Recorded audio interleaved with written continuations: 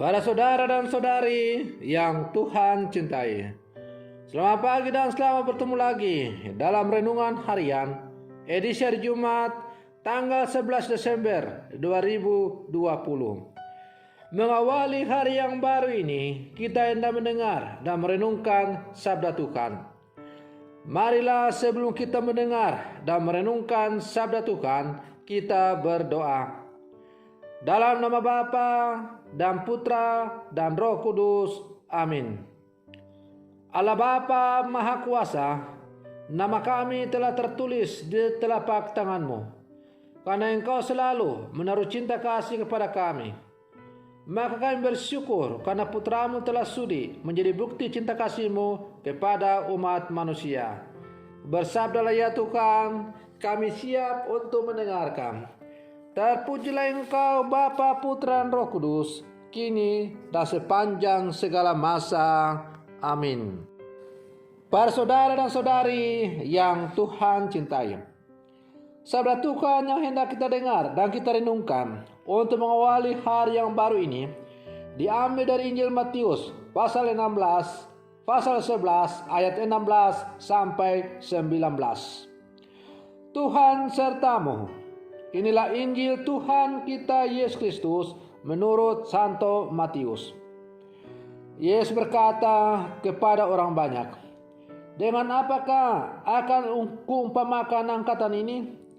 Mereka itu seumpama anak-anak yang duduk di pasar dan berseru kepada teman-temannya, 'Kami meniup seruling bagimu, tetapi kalian tidak menari. Kami menyanyikan kidung duka, tetapi kalian tidak berkabung.' Sebab Yohanes Pembaptis datang, ia tidak makan dan tidak minum, dan mereka berkata, ia kerasukan setan.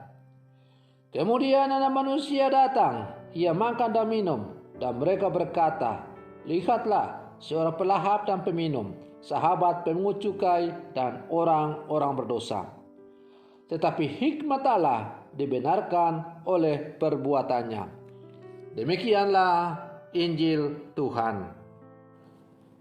Para saudara dan saudari yang Tuhan cintai, kalau ada orang yang ditegur atau dinasihati berulang kali tetapi tidak pernah berubah, kita sering mengatakan orang tersebut keras kepala atau kepala batu. Ia melakukan segala sesuatu seturut keinginannya sendiri.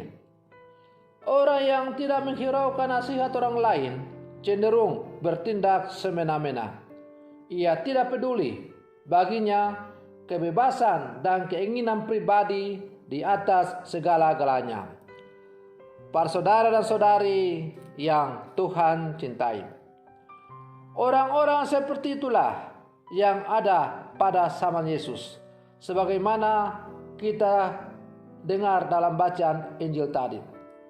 Dan karena itu Yesus mengecam mereka habis-habisan. Mereka itu pandai berkelit hanya untuk mengedepankan kemauan sendiri. Mereka ini pandai menghindar dengan banyak alasan dan menolak kedatangan Yesus sebagai penyelamat. Sikap yang demikian itu sesungguhnya di kemudian hari justru merugikan dan menjerumuskan diri mereka sendiri. Para saudara dan saudari yang Tuhan cintai, saking bingungnya Yesus dengan kelakuan manusia pada zamannya, sehingga Yesus bertanya, "Dengan apakah kuumpamakan angkatan ini?" Namun pertanyaan itu dijawab oleh Yesus sendiri. Mereka itu seumpama anak-anak yang duduk di pasar yang tidak mengerti apa-apa, bahkan menilai negatif atas sesuatu. Mereka tidak menari meskipun ada bunyi seruling. Mereka tidak berkabung walaupun ada kidung duka. Ketika Yohanes tidak makan dan minum, mereka menilai kerasukan setan. Tetapi ketika Yesus makan dan minum, mereka katakan pelahap dan peminum, sahabat pemungut cukai dan orang berdosa. Para saudara dan saudari yang Tuhan cintai, kondisi tidak mudah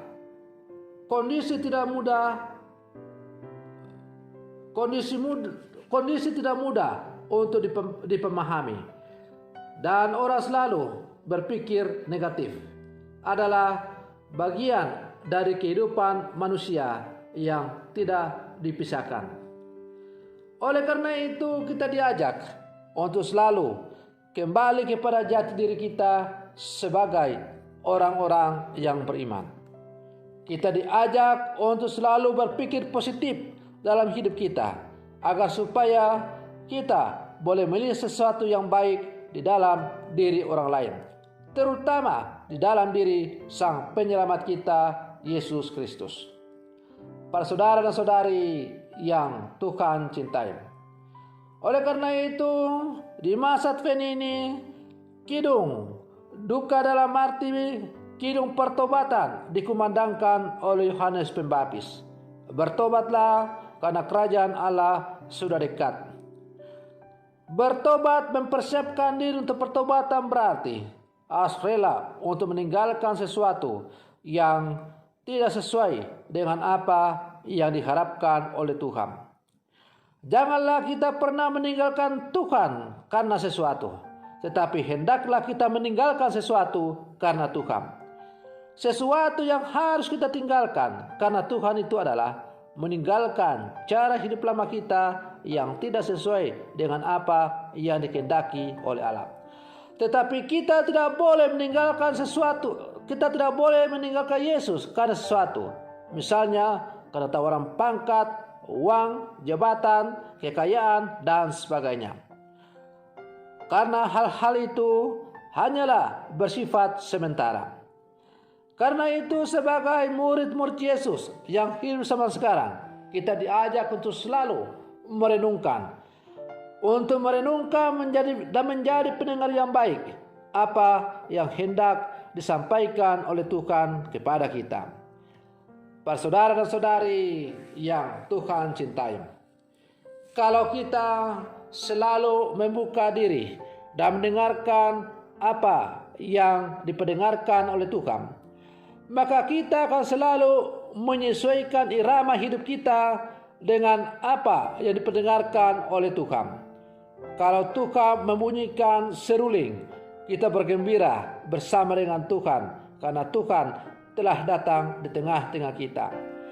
Kalau Tuhan menyampaikan berita perkabungan atau duka, berarti kita berduka bersama Tuhan yang berduka dan sedih karena manusia umatnya menolak tawaran keselamatan dan lebih suka hidup dalam kegelapan dosa.